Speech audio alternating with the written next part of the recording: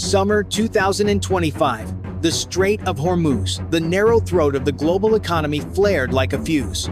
After Washington unveiled its toughest oil sanctions since 2018, Tehran answered with action, not threats. Retaliation rippled across air and sea until the Gulf became an arena where every mistake drew blood.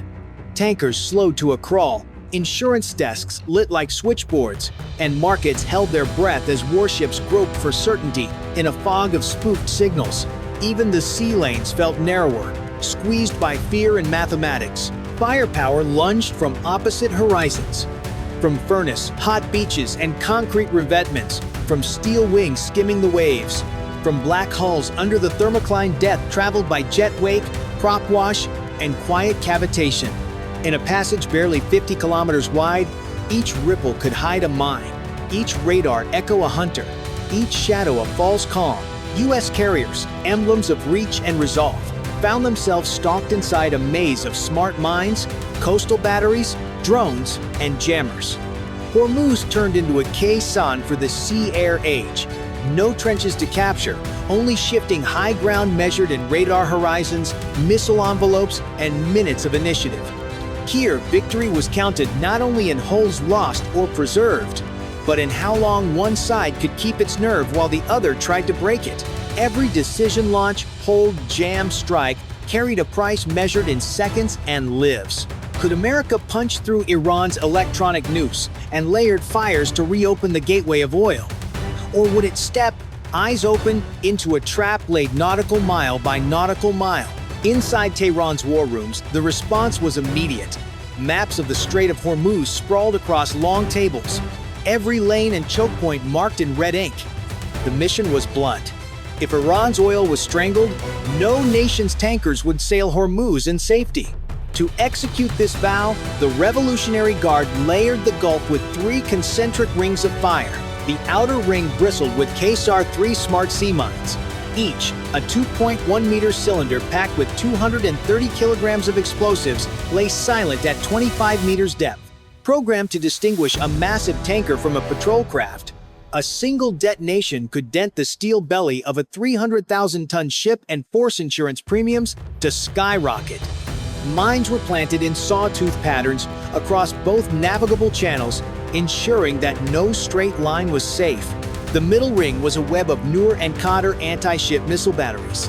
Derived from China's C-802, these weapons carried seekers designed to skim in at 57 meters above sea level, dodging radar until the last instant. Launchers were hidden in concrete alcoves and shifted along coastal roads, blinking on for seconds before vanishing into camouflage. The inner ring held the Hammer Fateh 110 short-range ballistic missiles, each with a 650-kilogram warhead and a reach of 300 kilometers. These were not for harassment, but for decisive strikes against bases, ports, or even capital ships should deterrence fail. Overhead, Iranian drones took flight. Shahed, 129-second, able to loiter for 24 hours, scanned the sea lanes with telescopic clarity, while Mohajer, 6-second, prowled low, feeding coordinates of merchant anchorages. Every movement, every emission was mapped and logged. The strait itself became a chessboard where Tehran believed patience and layers could sap even America's might. So here's a challenge. If you think the US could smash through this triple wall, press 1 inch the comments. If you believe Iran's blockade would hold, press 9. And don't forget to subscribe for the next battle in this unfolding saga. By late July, the Gulf was a loaded gun. And on the 3rd of August, the trigger was pulled. U.S. surveillance aircraft circled high E-2D Hawkeyes sweeping 360 degrees, while EA 18-gram growlers skimmed low along Oman's coast, searching for corridors to blind Iranian radar. Below them, Poseidon patrol planes scattered sonobuoys in winding S-patterns, carving acoustic trails for helicopters and Avenger-class minesweepers. The mission was clear. Find the mines before they found the fleet. Iran countered with a mosaic of moves. Fire control radars flickered on and off, each pulse a feint, daring American systems to chase shadows. Mobile launchers crept along dirt roads, concealed by hills and villages. Shahed 129 drones slipped behind Kish Island, hiding in terrain folds, beaming coordinates through frequency-hopping links resistant to jamming. Even the sea itself became hostile, as IRGC fast boats hovered in shallows too tight for U.S. destroyers to enter, waiting to drop drifting mines when the chance arose. Beneath the waves, tension cut deeper. A Virginia-class submarine lurked south of Kish, guarding the vital trench against Iran's Ghadir mini-subs. Both sides hunted in silence, each knowing the first torpedo could ignite a wider storm. Then came the first strike. From hidden shelters west of Bandar Abbas, two Fateh 110 launchers rolled into firing position. At 6:42, both missiles tore skyward at Mach 3. Less than 5 minutes later, Bahrain's naval base erupted one warhead, igniting a fuel depot that consumed helicopters in fire, the other crippling a patrol craft's weapons system. Patriot interceptors rose too late. The message was unmistakable. Iran could hit beyond Hormuz, and America was no longer untouchable. If you believe U.S. technology could still neutralize such sudden blows, press 1" the comments. If you think Iran's ambush proved the balance was shifting, press 9. And remember to subscribe so you won't miss the next strike in this unfolding battle. Midday turned Hormuz into layered chaos. 6 Paykop fast attack craft burst from Bandar Lenga and split into twin swarms. One hugged the skinny shallows north of Kishwater too tight for an Arleigh Burke to chase, while the other sprinted south toward an exposed Avenger minesweeper clearing a corridor. At 5 nautical miles, 107mm rockets stitched the sky, smashing the Avenger's forward deck and lighting stubborn fires. CIWS Thunder answered, shredding 2 boats. Yet the survivors ducked below the radar horizon and vanished into coastal clutter as damaged crews fought heat, smoke, and shrapnel-bitten cabling. Not 2 hours later, a second vector fell from above. From Cape Hormuz, 12 Shahed 136nd broke into 2 packets. 6 drove at the TPS-59 long-range radar on Sir Abu Nuair Island. 6 skimmed low toward Al Minhad, where SM-2 and ESSMs were stacked for the Aegis screen. EA 18-gram growlers clawed the spectrum, flooding receivers with DRFM noise that bent tracks and stole guidance. But 4 drones punched through the haze. One tore the radar's main antenna from its mount, blinding a vital sector for 48 hours. 3 more crashed the ammunition point, cooking off crates of 127mm shells and a clutch of SAMs in a rolling chain of orange fireballs. The effect spread faster than the flames. With sensors wounded and stockpiles burning, the U.S. formation stretched thin. E-2D Hawkeyes widened orbits to rebuild the picture. P-8 Ampere Poseidons diverted to reseed Sonabui lanes. Escorts shuffled across sectors to shield the convoy's flanks, while minesweepers kept cutting a safe seam. In that shuffle, the trap tightened. Iran had not sunk a carrier. It did something subtler. It forced America to defend everywhere, then pulled at each loose thread until gaps frayed in the weave and momentum tilted toward the shore. 4 days of attrition had left both fleets strained, yet Washington was unwilling to yield Hormuz. On the 7th of August, a second Leviathan entered the theater, USS Harry S. Truman. After racing through the Suez Canal and across the Arabian Sea, she joined USS George Washington southeast of the strait. Together, the 2 carriers unleashed more than 120 fighters, turning the Gulf into a vast launch pad of steel and jet thunder. The mission was clear: break the blockade and reopen the world's most critical sea lane. The plan split along twin axes. George Washington would pound northern Hormuz and Kish Island, home to missile nests and coastal radars. Truman would strike Bandar Abbas, the beating heart of Iran's naval infrastructure. At dawn, strike packages rose. FA-18E F-Super Hornets flew low and fast. F-35Cs soared high to drop standoff weapons. And EA-18-gram growlers painted the spectrum with static, ripping blind corridors into Iran's defenses. Near Kish, JDAMs cratered hardened revetments, destroying 3 Qatar launchers and their ammo stocks. Southward, F-35Cs released glide bombs from over 100 kilometers, annihilating 2 long-range radar stations. Beneath the waves, USS New Mexico, a Virginia-class submarine hidden since the night before, erupted with 10 Tomahawks. 6 tore through Bandar Abbas Naval Base, gutting torpedo depots and a submarine bay. 4 more struck a UAV hangar, torching at least 5 aircraft on the ground.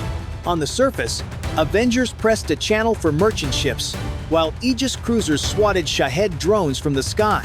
Poseidon seated sonobuoys in careful arcs, boxing out lurking mini-subs.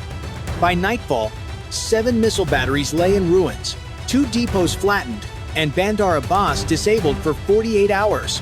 The US had forced open a corridor, yet every mile forward remained contested. If you think America's double carrier strike proved irresistible, press 1. If you believe Iran still had cards to play, press 9 and subscribe so you won't miss the counterblow. Iran refused to let the momentum slip. As US convoys inched eastward under the umbrella of 2 carriers, Tehran prepared its counterblow.